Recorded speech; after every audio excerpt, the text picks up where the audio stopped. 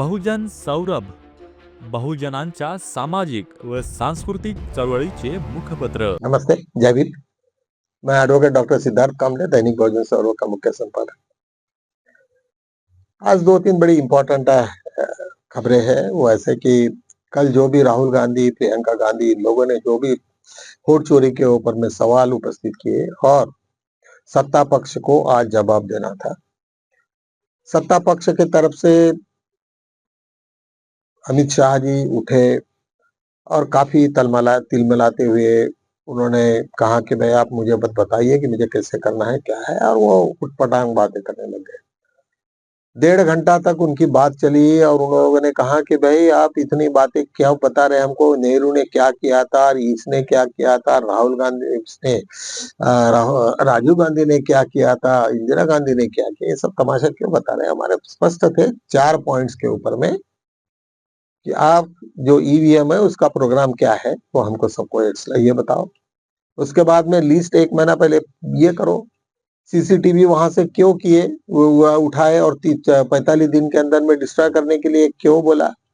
Secondly, chief election commission का जो उसको इम्यूनिटी क्यों दी गई इतनी, क्योंकि सब कुछ भी हो जाए तो भी उसको कुछ हाथ नहीं लगेगा। ये सब क्यों हुआ, इसके तमाशे के ऊपर में जवाब दो। तो ये ऊपर की जवाब देने से काफी खड़ा जंगी हो गई और वहां पे पूरे विपक्ष ने वॉकआउट किया। बीच बीच में जब ये इनके डिस्कशन चल रहे थे तब राहुल गांधी बार बार टोक रहे थे कि भाई मेरे मेन मुद्दे पे आओ, हमें हमारा टाइम क्यों वेस्ट कर रहे हो, आप हमको ये इस चीजों में बताओ। लेकिन उनको बताने का कोई ये नहीं था, है ही नहीं। जब कुछ नहीं रहता विपक्ष के पास, उसके बाद में जब वॉकआउट हो गया तो सत्ता पक्ष को बड़ा बुरा लगा कि भाई हमको अभी सुनने वाला कोई नहीं है। कौन सुनेगा जब उसको मालूम है कि वो सब वॉकआउट हो गए।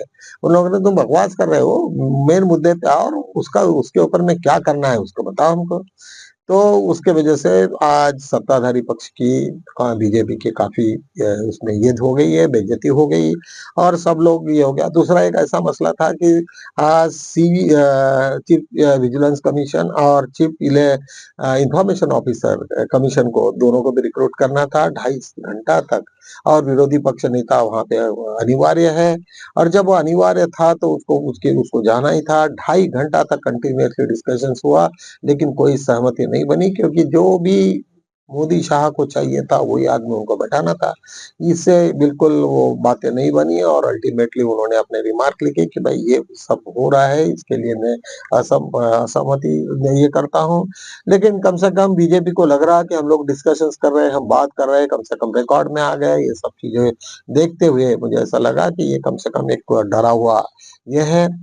अभी और एक दूसरा एक इम्पोर्टेंट इशू जो आज पूरे के पूरे इसमें आया है, चर्चे में आया है। सबसे पहले तो 14 तारीख के बाद में 15 तक यहाँ पे महारैली का एक बहुत बड़ा आयोजन किया है दिल्ली में। उसके बाद में 15 तारीख को राहुल गांधी जर्मनी के विदेश दौरे पे है। जब वो विदेश दौरा है वो उनका निजी मामला है और कहाँ उनको बुलाया, क्या हुआ, और वो श्याम पित्रोड़ा ने जो उसके प्रोग्राम बनाते बाहर का, उन्होंने जो भी प्रोग्राम बनाया उसके हिसाब से वो जा रहे हैं। कई यूट्यूबर्स ने भी ये आपत्ति जताई कि ऐसे क्रूशियल सिचुएशन में राहुल गांधी देश में रहना चाहिए, उन्होंने नहीं होना चाहिए। शायद इसमें से 2 इश्यूज को मुझे लग रहा है।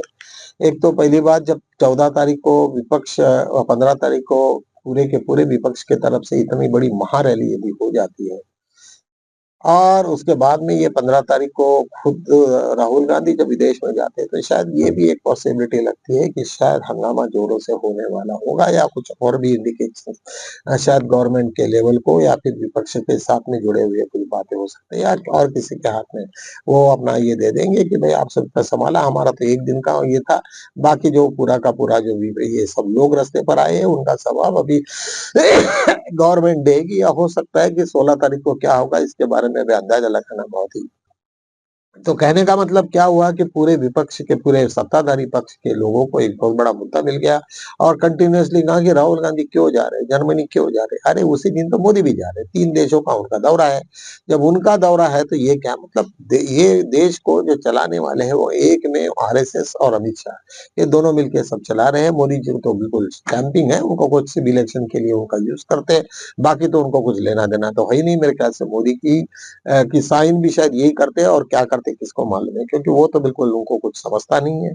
तो ऐसे सिचुएशन में पूरे देश की हालत जिस तरीक़ा से हो रही है और सत्ताधारी पक्ष और विपक्ष के बीच में जिस तरीक़ा से ज़ोरों से जो टकराव दिख रहा है, वो निश्चित रूप से मुझे ऐसा लगता है कि ये आने वाले दिनों में ऐसे रास्ते पर नहीं लगेगा।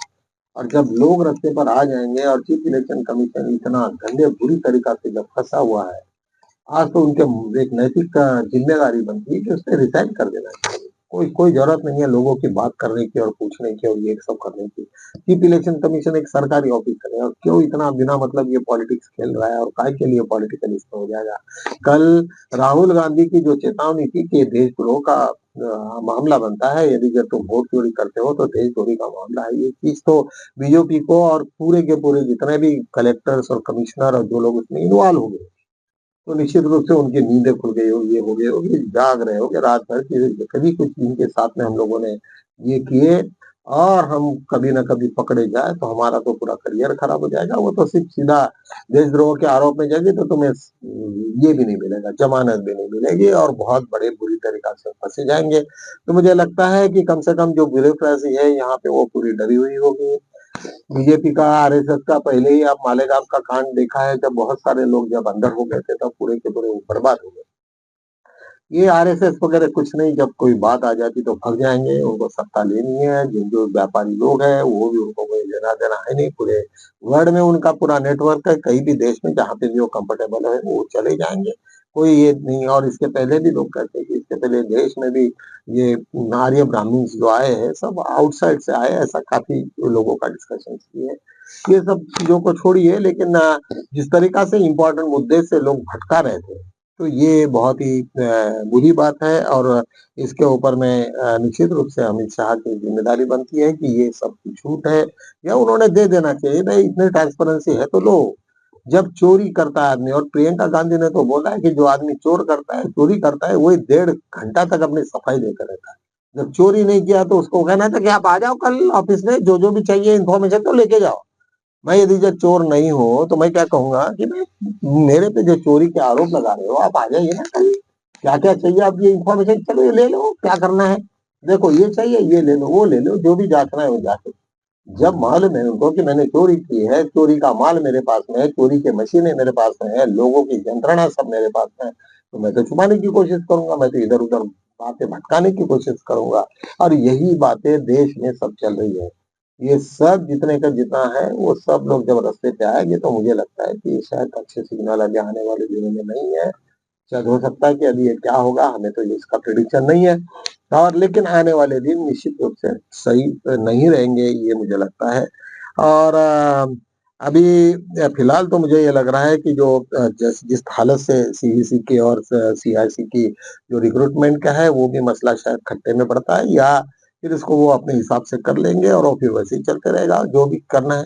लेकिन उनको भी अभी डर है कि कभी काश हमारा पत्ता पलट जाए तो ये सब के सब गवर्नमेंट के और ये सब ऑफिशियल्स को फिर दोबारा परेशानी में आना है और निश्चित रूप से कोई भी आदमी कलेक्टर लोग से लेके तो हर जो लोग भी उन लोगों ने ये मैनिपुलेशन के इसमें है, तो मुझे लगता है ये कंटिन्यूअसली कल के राहुल गांधी के जो वार से सब लोग डरे हैं, घबराए हैं और निश्चित रूप से अभी मुझे नहीं लगता कि शाह क्या क्या ज़्यादा से ज़्यादा उनका क्या करेगा? ज़्यादा से ज़्यादा ट्रांसफर करेगा, वो बोलेगा ठीक है मत करो, मैं तुम्हारी ट्रांसफर कर देता हूँ, क्या करेगा? निलंबित तो नहीं करेगा। तो मुझे लगता है कि कुछ ना कुछ इस तरीक़ा से होने की संभावना है। चलो हम लोग एक अच्छी शुरुआत है, लोग कम से कम लोगों में जागृति हो गई, सब लोगों को पता चल गया और पूरे इंडिया में यही नहीं तो पूरे विदेशों में तक ये बातें सब इसके ऊपर में चर्चा हो रही है। तो ये काफ़ी इम्पोर्टेंट और बड़ा अहमियत वाला मुद्दा है। तो चलो हम लोग मिलते हैं फिर कल नए मुद्दों के साथ में, तब तक के लिए जय हिंद।